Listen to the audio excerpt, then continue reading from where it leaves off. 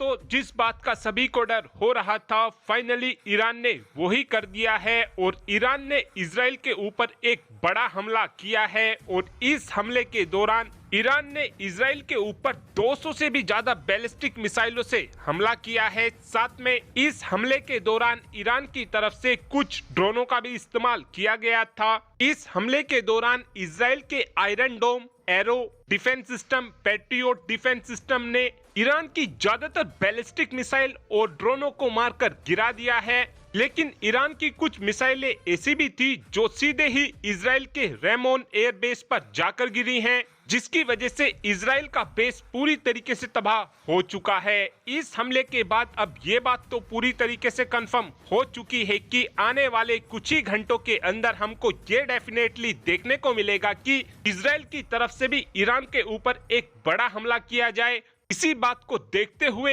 Iran के रक्षा मंत्री की तरफ से बिल्कुल साफ साफ बोला गया है कि अगर किसी भी देश ने इजराइल की मदद करने के बारे में सोचा तो हम उस देश के ऊपर भी हमला करने से बिल्कुल पीछे नहीं हटेंगे। यहाँ पर ईरान ने ये बयान स्पेशली अजरबैजान के लिए दिया है, क्योंकि इजराइल और अजरबैजान के बीच काफी अच्छे रिलेशन हैं। जिस समय अजरबैजान और आर्मेनिया के बीच युद्ध चल रहा था, उस समय अजरबैजान का खुलकर सपोर्ट इजराइल की तरफ से किया जा रहा था और इजराइल की तरफ से अजरबैजान को अपने बहुत से एडवांस हथियार भी दिए गए थे। ऐसे में इस बात की उम्मीद ज्यादा है कि इजराइल अजरबैजान के बेस का इस्तेमाल करते हुए ईरान के ऊपर एक बड़ा हमला करे। लेकिन आप कहेंगे कि इस हमले को लेकर अमेरिका का क्या रिएक्शन है, तो हम आपको पहले ही बता चुके हैं कि इस समय जो बिडेन से इंटरव्यू में पूछा जा रहा था कि अगर ईरान ने इजराइल के ऊपर हमला किया तो क्या अमेरिका इजराइल की मदद करेगा, तो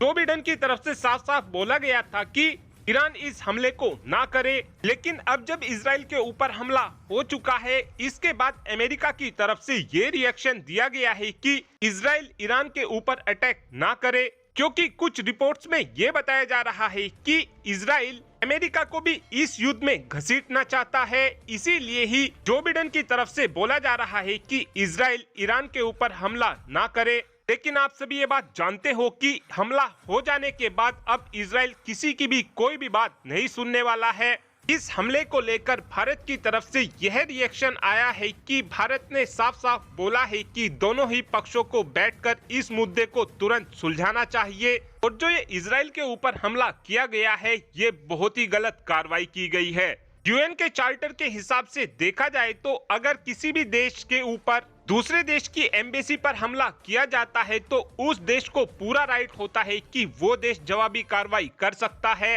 और ईरान का कहना है कि हमने तो यूएन के चार्टर के हिसाब से ही इजराइल के ऊपर हमला किया है। इस पूरी ही घटना को यदि देखा जाए तो ये बात तो पूरी तरीके से क्लियर है कि इजराइल की तरफ से ईरान के ऊपर आने वाले कुछ ही घंटों के अंदर अंदर ही हमला कर दिया जाएगा। ऐसा मैं इसलिए भी बोल रहा हूँ क्योंकि इस समय इजराइल के ज्यादातर फाइटर जेट हवाओं में हैं और जो फाइटर जेट इस समय बेस पर खड़े हुए हैं उनमें भी लगातार हथियारों को लगाया जा रहा है और ईरान के ऊपर एक बड़े हमले की तैयारी की जा रही है। और इस हमले के होने के चांसेस इसलिए भी बहुत ज्यादा हाई हैं क्योंकि इजराइल के पीएम यानी कि बेंजामिन नेतन्याहू की तरफ से बिल्कुल साफ साफ बोल दिया गया है कि अगर कोई देश हमको नुकसान पहुंचाएगा तो हम डेफिनेटली जवाबी कार्रवाई जरूर करेंगे।